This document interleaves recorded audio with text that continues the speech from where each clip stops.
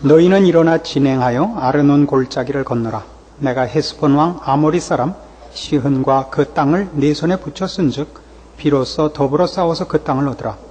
오늘부터 내가 천하 만민으로 너를 무서워하며 너를 두려워하게 하리니 그들이 내 명성을 듣고 떨며 너로 인하여 근심하리라 하셨느니라. 내가 그 대못 광야에서 헤스본 왕 시온에게 사자를 보내어 평화의 말로 이르기를 나를 내 땅으로 통과하게 하라. 내가 대로로만 행하고 좌로나 우로나 치우치지 아니하리라. 너는 돈을 받고 양식을 팔아 나로 먹게 하고 돈을 받고 물을 줘 나로 마시게 하라. 나는 도보로 지날 뿐인즉 세일에 거하는 에서 자손과 아르에 거하는 모압자 사람이 내게 행한 것 같이 하라. 그리하면 내가 요단을 건너서 우리 하나님 여호와께서 우리에게 주시는 땅에 이르리라 하나 헤스본 왕 시온이 우리의 통과하기를 허락하지 아니하였으니 이는 너희 하나님 여호와께서 그를 내 손에 붙이시려고 그 성품을 완강케 하셨고 그 마음을 강팍케 하셨음이라. 오늘날과 같으니라. 때에 여호와께서 내게 이르시되 내가 비로소 시온과 그 땅을 내게 붙이노니 너는 이제부터 그 땅을 얻어서 기업을 삼으라 하시더니 시온이 그 모든 백성을 거느리고 나와서 우리를 대적하여 야하스에서 싸울 때 우리 하나님 여호와께서 그를 우리에게 붙이심에 우리가 그와 그 아들들과 그 모든 백성을 쳤고 그때 우리가 그 모든 성읍을 취하고 그 각 성읍을 그 남녀와 유아와 함께 하나도 남기지 아니하고 진멸하였고 오직 그 육축과 성읍에서 탈취한 것은 우리의 소유로 삼았으며 우리 하나님 여호와께서 그 모든 땅을 우리에게 붙이심으로 아르논 골짜기 가에 있는 아로엘과 골짜기 가운데 있는 성읍으로부터 길르앗까지 우리가 모든 높은 성읍을 취하지 못한 것이 하나도 없었으나 오직 암몬 족속의 땅 약복강 가와 산지에 있는 성읍들과 무릇 우리 하나님 여호와께서 우리의 가기를 금하신 곳은 네가 가까이 하지 못하였느니라. 오늘 우리가 생각해 볼 말씀의 내용은 이제 요단강을 건너 가나안 입국을 하기 전 요단강 이쪽 그러니까 요단강 동편 쪽에서 일어났던 사건, 시흔 왕, 헤스본 왕 시흔과 바산 왕 옥을 이제 처음 물리친 사건입니다. 오늘 2장 우리가 본 본문이 시흔 왕을 격파한 사건이고 3장에 들어가면 이제 바산 왕 옥을 물리친 사건이 나옵니다. 그런데 이 사건을 보면 24절 다시 보시면 너희는 일어나 진행하여 아르논 골짜기를 건너라. 내가 헤스본 왕 아모리 사람 시흔과 그 땅을 네 손에 붙였은즉 비로소 더불어 싸워서 그 땅을 얻으라. 이렇게 나옵니다. 비로소라는 말이 그 주의를 끕니다. 이 비로소는 말하자면 그 앞에 있었던 모압이나 암몬이나 이쪽은 또는 에돔이나 이쪽은 손대지 마라 하다가 이제 비로소 헤스본 왕 시혼을 치는 일은 이제 쳐라 하는 의미에서의 비로소입니다. 그러나 누구는 가서 격파하고 누구는 손대지 마라 하는 정도의 이 갈림이 아니고 보다 중요한 뜻이 있다 하는 것은 25절에 오늘부터 내가 천하 만민으로 너를 무서워하며 너를 두려워하게 하리니 그들이 네 명성을 듣고 떨며 너로 인하여 근심하리라. 그러니까 오늘부터 내가 이제 말하자면 새 일을 하겠다 이런 뜻입니다. 오늘부터 이전에 안 했던 일을 하겠다 이거거든요. 근데 이 새로운 일, 예를 들면 이런 식의 표현이 여기 많이 나옵니다만은 31절에도 보시면 때에 여호와께서 내게 이르시되 내가 비로소 시온과 그 땅을 네게 붙이노니 너는 이제부터 그 땅을 얻어서 기업을 삼으라. 비로소 이게 새로운 일입니다. 3장에도 가면 그렇게 나와요. 그 바산왕 옥을 치는 문제도 3장 23절에 가시면 그때 내가 여호와께 간구하기를 주 여호와여 주께서 주의 크심과 주의 권능을 주의 종에게 나타내시기를 시작하셨사오니 천지간에 무슨 신이 너의 능히 주의 행하신 일 곧 주의 큰 능력으로 행하신 일 같이 행할 수 있으리이까 이런 식의 표현이 나옵니다. 지금 이 헤스본 왕 시흔을 치는 것과 바산 왕 옥을 치는 것이 무슨 그렇게 큰 일 자체로는 크지 않습니다. 크지 않다는 말은 좀 모순이 있어 보이지만 뭐랑 비교할 때 안 크냐면 애굽 왕 바로를 치고 10가지 재앙을 내리고 홍해를 건너온 사건과 비교하면 이 헤스본 왕 시온을 치는 일과 바산 왕 옥을 치는 것이 무슨 여기 있는 것 같이 조금 전에 본 게 뭐였어요? 그 3장 24절에 있는 바와 같이 주께서 주의 크심과 주의 권능을 주의 종에게 나타내시기를 시작하셨사오니 천지간에 무슨 신이 능히 주의 행하신 일 곧 주의 큰 능력으로 행하신 일같이 행할 수 있으리까? 라고 할 이게 최초의 일도 가장 큰 일도 아니지 않냐 말입니다. 그렇지 않습니까? 앞에 애굽에서 이스라엘 백성을 꺼내기 위하여 행하신 하나님의 권능이 이거보다 더 컸죠. 그럼에도 불구하고 아까 25절에 본 바와 같이 오늘부터 내가 천하 만민으로 너를 무서워하며 너를 두려워하게 하리라. 이 헤스본 왕 시온을 치는 것과 바산 왕 옥을 치는 것을 예전에 애굽 바로를 친 것과 분리해서 마치 그 일이 없었던 것 같이 하나님이 처음으로 이스라엘 백성을 위하여 무슨 일을 하시는 것 같이 새로운 일, 가장 큰 일, 이렇게 이 사건을, 이 시온 왕과 옥 왕을 친 사건을 성경이 굉장히 그 의미를 두고 크게 언급하고 있는 이유가 뭐냐 하는 것입니다.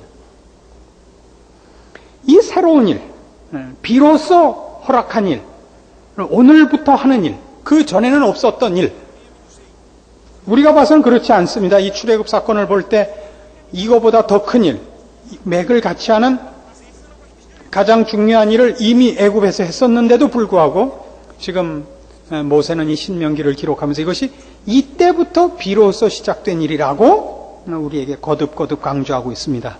왜 그러냐면 이런 차이 때문입니다. 예전에 애굽에서 하나님이 이 이스라엘 백성을 편을 드신 사건은 대표적인 예로 출애굽기 14장 홍해 앞에 섰을 때를 보면 그 사건은 대표적으로 이겁니다.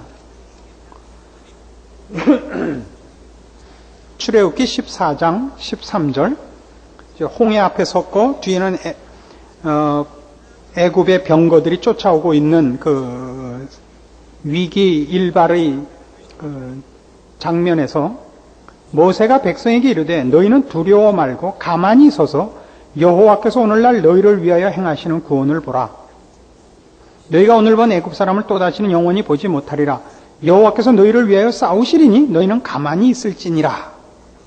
이것이 애굽에서 행한 일에 지금 이 헤스본 왕 시온과 바산 왕 옥을 치는 것보다 더 컸던 하나님의 권능과 능력이 더 크게 나타났던 사건의 중요한 그 성격입니다. 하나님이 이스라엘 백성을 위하여 홀로 싸우신 사건입니다. 이것이 애굽에서의 하나님의 간섭이었다면 지금은 안 그렇다는 겁니다. 왜 이 시온 왕과 옥 왕을 치는 문제가 비로소며 오늘부터며 이런 식의 표현으로 여태껏 없었던 새로운 일, 그래서 모든 민족이 천하 만민이 이스라엘을 보고 놀라는 이 일이 됐느냐 하면 신명기 2장으로 오셔서 31절 보시면 때에 여호와께서 내게 이르시되 내가 비로소 시온과 그 땅을 네게 붙이노니 너는 이제부터 그 땅을 얻어서 기업을 삼으라 이렇게 나오죠. 그 땅을 그러니까 이 땅을 취하는 일을 이스라엘 백성 손에 붙인다 말입니다.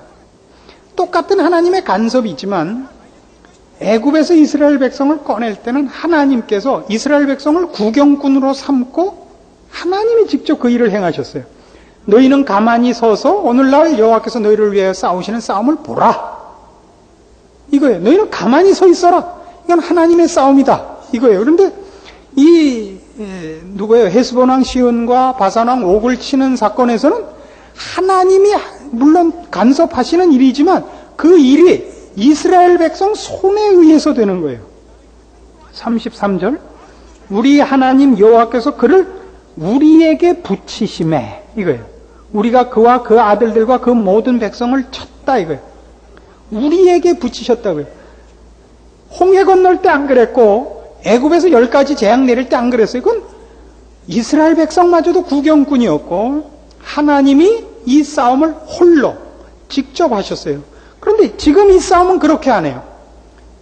하나님의 간섭과 개입과 도우심이 있다 할지라도 이것은 이스라엘 백성들을 통하여 이스라엘 백성의 손으로 하게 하는 싸움인 것입니다. 3장 가보세요. 신명기 3장 3절.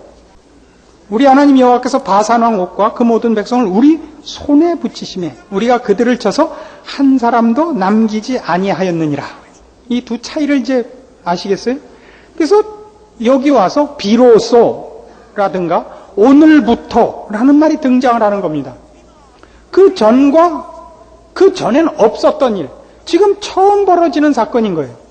하나님이 어떤 분인가? 하나님의 간섭과 그 개입하여 베푸신 능력과 구원의 영광이 얼마나 크냐는 사실은 애굽에서 더 컸었는데도 불구하고 이 시은 왕과 옥왕을 치는 사건을 예전에는 없었던 사건, 이제야 비로소 나타나는 사건, 오늘부터 처음으로 시작되는 사건이라고 다른 무엇과도 비길 수 없는 사건으로 이것을 더 높이는 이유는 바로 이 일은 하나님이 직접 하시지 않고 하나님의 인도함을 받는 백성들이 하는 일이기 때문입니다. 하나님이 그렇게 허락하셨다 할지라도 이게 무슨 문제냐 하면 결국은 이런 문제가 됩니다. 출애굽 사건에서 우리가 몇 가지 그 출애굽 사건에 나타난 영적인 상징들을 보는데 애굽을 벗어나는 사건은 우리가 죄와 사망에서 벗어나는 구원을 상징합니다. 구원 문제, 하나님께서 택하시고 구원하시려는 영혼이 죄와 사망에서 하나님의 백성으로 출생하는 문제에는 인간은 아무것도 하지 않습니다. 그건 하나님 홀로 하시는 일입니다. 우리 인생에서 우리가 출생하는 것과 똑같습니다. 출생하는 어린아이는 아무것도 할 것 없습니다. 그러나 이 출생한 어린아이가 성장하는 문제, 하나님의 백성으로 거듭난 성도가 성도다운 자로 장성하는 문제는 어떤 의미에서는 100% 자기의 책임입니다. 하나님의 도우심과 무슨 그 함께 하심이 있어야 되는 겁니다만은 근본적으로 이제는 책임이 구경만 하고 도우심을 구하고 하나님이 내 대신 싸워줄 것을 요구하는 식의 싸움은 이제 없습니다. 이 싸움은 언제나 우리 거듭난 성도 당사자가 해야 됩니다. 이것은 우리가 이 출애굽 사건에서 얼마든지 보는 사건입니다. 출애굽 사건에서 이렇게 세 그림을 그릴 수 있어요. 출애굽을 죄와 사망에서 벗어난 것으로 보고 가나안 땅을 영원한 천국으로 보면 광야길은 그 과정입니다. 애굽을 벗어나자마자 그는 더 이상 노예가 아닙니다. 그러나 영원한 안식일은 아직 이루지 못했습니다. 그의 가는 길을 하나님께서 호위하사 구름 기둥으로 불 기둥으로 인도하시고 만나로 메추라기로 먹이시며 반석에서 물을 내어 마시게 할 것입니다. 그것이 지금 우리 성도들의 현실입니다. 이렇게 따질 때는 가나안, 젖과 꿀이 흐르는 땅은 영원한 안식처, 나중에 들어갈 천국의 상징이 됩니다. 그러나 또 다르게 따질 때는 뭘 따질 때냐면 조금 전에 설명드린 것은 그 수준에 관한 단계를 얘기할 때 출생하고 장성하여 완성되는 수준을 상징할 때는 광야를 껴서 셋으로 나누고 신분만 따질 때는 어디에 속했느냐, 죄와 사망에 속했느냐, 생명과 영혼에 속했느냐만 따질 때는 둘만 놓습니다. 광야는 없어지고 애굽을 나오면 바로 가나안인 것입니다. 둘로 애굽에 속했느냐, 가나안에 속했느냐만 있습니다. 그래서 이건 무슨 문제가 되냐면 우리 실제적인 신앙 현실에서 지금 그가 연약하고 실패를 하고 있다 할지라도 가나안에 속한 자라는 신분을 놓치지 말라는 걸 상징합니다.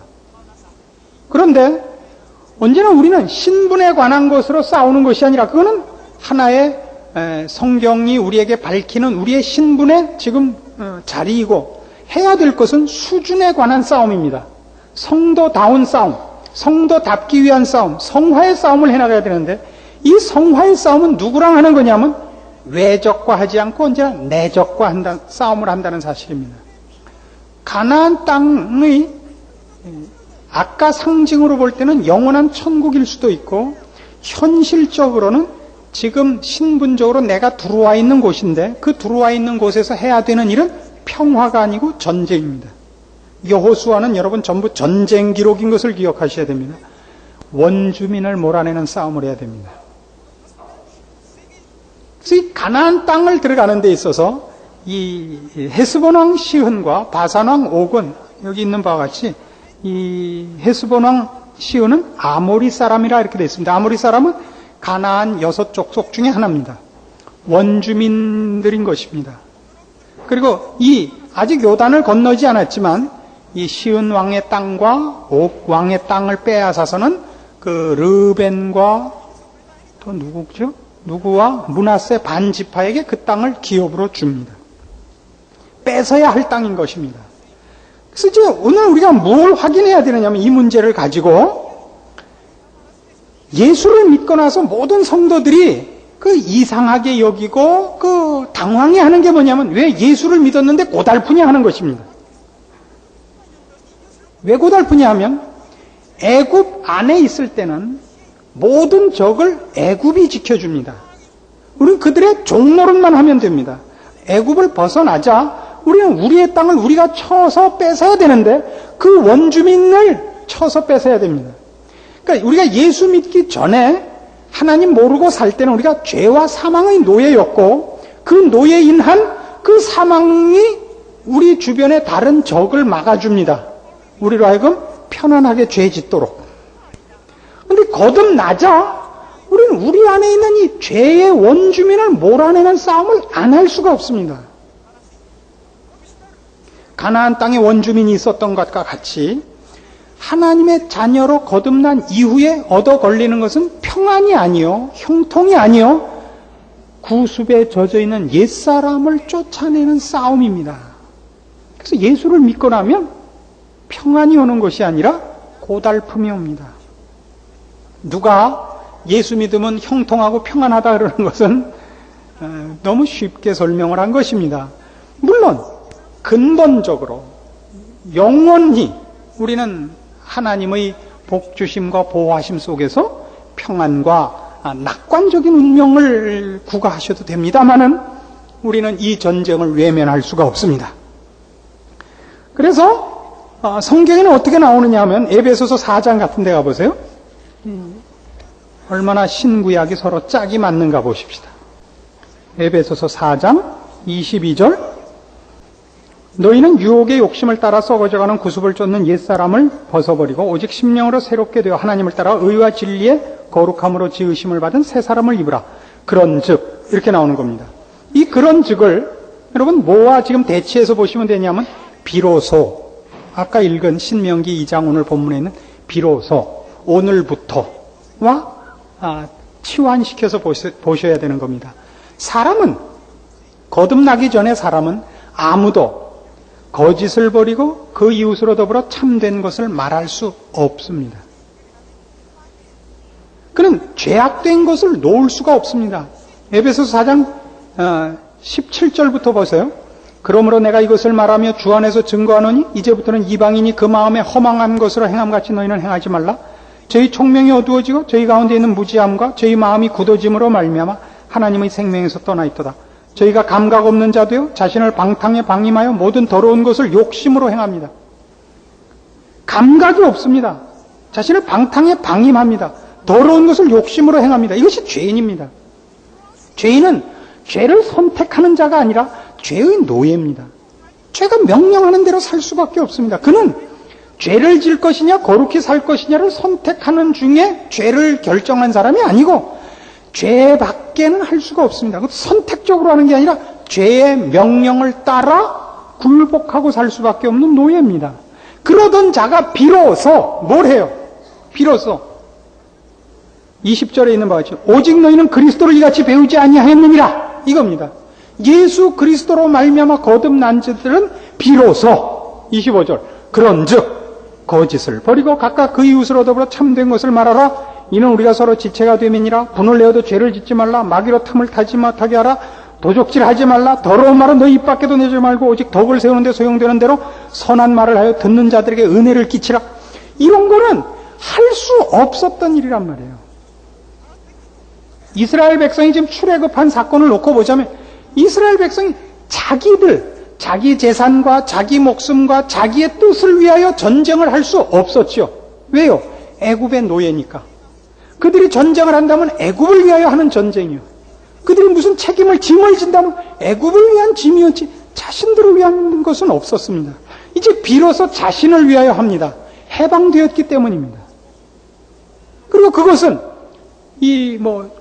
정치적, 경제적, 군사적 차원의 문제가 아니라 지금 영적인 차원에서 볼 때 비로소 죄의 노예가 아닌 거룩과 의의 싸움을 할 수 있는 자로 새 사람을 입은 자로 섰기 때문에 가능한 싸움이라는 것입니다. 그래서 그것이 무엇을 하는 싸움이라고? 원주민을 몰아내는 싸움. 구습을 쫓는 옛사람을 몰아내는 싸움을 하기 때문에 비로소 오늘부터 여태껏 보인 적이 없는 새로운 일을 행하는 것이 됩니다. 짝을 찾을 수 없는. 그래서 이스라엘 백성의 이 사건은 바로 이런 의미에서 매우 중요한 사건이 되는 것입니다. 골로새서 3장에 가시면 똑같은 이 내용이 이렇게 반복되어 나옵니다. 골로새 3장 5절 그러므로 땅에 있는 지체를 죽이라 곧 음란과 부정과 사욕과 악한 정욕과 탐심이니 탐심은 우상 숭배니라. 이것들을 인하여 하나님의 진노가 임하느니라. 너희도 전에 그 가운데 살 때는 그 가운데서 행하였으나 이제는 이 이제는 뭐예요? 그러니까 비로소 오늘부터 그 오늘은 시간적 오늘이 아니라 거듭난 다음부터 하나님의 백성이 된 다음부터는 우리는 이제 거룩을 위한 싸움을 할 수 있게 되는 것입니다. 무슨 싸움밖에 할 줄 모르다가 죄 짓는 싸움밖에 할 줄 모르다가 이것이 오늘 이 사건이 갖는 중요함입니다. 그래서 우리는 이런 현실적인 결론을 내야 됩니다. 그건 뭐냐 하면 결국 신앙이 좋아진다는 것은 옛사람을 벗으며 구습에 젖은 그러니까 죄에 젖은 옛 성품을 벗어버리고 새 사람이 되는 싸움을 하는 것입니다. 거기는 평화가 있을 수 없습니다. 오늘 우리가 보는 바와 같이 이 헤스본 왕 시온에게 먼저 사자들을 보냈다 그러죠. 우리가 가나안으로 가려고 하는데 길을 좀 열어다오. 우리가 당신들하고 싸우려는 것 아니다. 우리가 물을 먹으면 물값을 내고 양식을 먹으면 양식값을 내겠다. 그러나 이 시온이 그걸 허락하지 않았죠. 맞습니다. 우리가 거룩한 일을 하겠다 할 때 우리 안에 있는 옛사람이 평화적으로 공존할 수가 없습니다. 동의하지 않습니다. 길을 쓰고 와서 막습니다. 그래서 신앙 싸움에서 이제 여러분이 어려움에 걸렸을 때 말하자면 그런 싸움이 없기를 바라는 것, 갈등이 없기를 바라는 것은 넌센스입니다. 이런 식의 잘못된 오해를 하고 있는 분들이 많은데요. 마음속에 죄악된 유혹과 생각이 일어나는 것 자체를 못 참아하는 분이 참 많습니다. 그러니까 거룩하고 완전하면 속에서부터 일단 사이다가 나올 거라고 생각하는 거죠. 거룩한 사이다가 튈 거라고. 안 그렇습니다. 가장 거룩한 생각, 가장 멋진 것을 할 때도 이 속에서는 꼭 한번 걸고 넘어집니다. 이 속에서 나오는 것은 언제나 더러운 것입니다. 그건 우리의 본성입니다.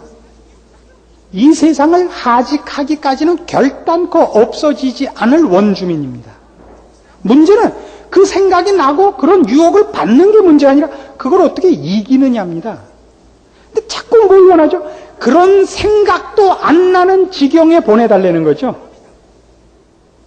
그런 생각이 안 나고 그런 유혹을 받지 않는 환경을 달래는 거예요. 그러니까 제일 우스운 여러분들의 요구가 뭐냐면 교인들끼리 어디 수련회 갔을 때 아침에도 찬송하고 낮에도 찬송하고 저녁에도 만나면 빵긋빵긋 웃고 양보하고 여기가 조사원이에요. 아닙니다. 신앙생활은 그런 게 아닙니다. 신앙생활은 좋은 사람끼리 좋은 마음만 놓고 싸우는 데가 아닙니다. 거기는 꼭 해치고 그들을 물리쳐야만 들어갈 목적지가 나타나는 그런 싸움을 해야 되는 것입니다. 원주민을 몰아내야 그 자리를 뺏을 수 있고 옛사람을 몰아내야 새 사람을 완성할 수 있는 싸움에 들어가는 것이 신앙 현실입니다. 그래서 모든 신앙생활은 고달픕니다. 그것은 전쟁입니다. 여호수아 5장에 가시면 그래서 이 가나안 입국을 딱 하자 맨 처음 어떤 일이 생기느냐 하면 여리고성을 이제 만나는데 여리고성을 부시기 전에 이 사건부터 만납니다. 여호수아 5장 13절. 여호수아가 여리고에 가까웠을 때 눈을 들어본즉 한 사람이 칼을 빼어 손에 들고 마주 섰는지라. 여호수아가 나아가서 그에게 묻되 너는 우리를 위하느냐 우리의 대적을 위하느냐. 그가 가로되 아니라 나는 여호와의 군대 장관으로 이제 왔느니라. 여호수아가 땅에 엎드려 절하고 가로되 나의 주여 종에게 무슨 말씀을 하려 하시나이까. 여호와의 군대 장관이 여호수아에게 이르되 내 발에서 신을 벗으라. 내가 선 것은 거룩하니라. 여호수아가 그대로 행하니라. 여기 나타난 여호와의 군대 장관은 대부분의 학자들이 다 우리 성자 예수님으로 봅니다. 신약의 성육신 하시기 전에 우리 예수님께서 구약에서 나타난 하나님은 인간과 만나시는 하나님은 언제나 예수님입니다. 삼손을 낳기 전에 마노아에게 나타났던 천사도 그 마노아가 이름을 묻자 뭐라 그래요? 내 이름은 기면이라. 알으시죠? 예수님의 이름입니다. 근데 그러니까 가나안 땅에 들어왔더니 지금 예수님을 만난 걸 가나안 땅에서 말하자면 이 신약하고 혼동하지 마세요. 하나님을 만났는데 그 하나님이 무엇을 하러 오셨죠? 전쟁을 하러 오신 거예요. 여호와의 군대 장관으로 와 계시는 거예요. 여러분 예수 믿으면 가정이 평안하고 사업이 잘 되고 모든 근심 걱정이 사라지고 모든 병이 낫고 누구를 째려보면 그 사람은 확 죽고 이렇게 안 돼요. 예수를 딱 믿고 신앙생활을 시작하면 전쟁이라니까요. 주님을 앞세운 전쟁이에요.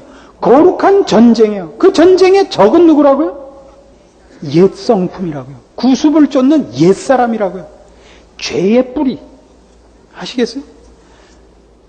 죄와 사망의 권세 가진 자를 예수님이 물리쳤지만 그 뿌리, 남아있는 습관, 그 옛 성품에 젖어있는 옛사람을 벗는 싸움, 원주민을 몰아내고 그 뿌리를 뽑는 싸움을 평생에 걸쳐서 해야 되는 겁니다.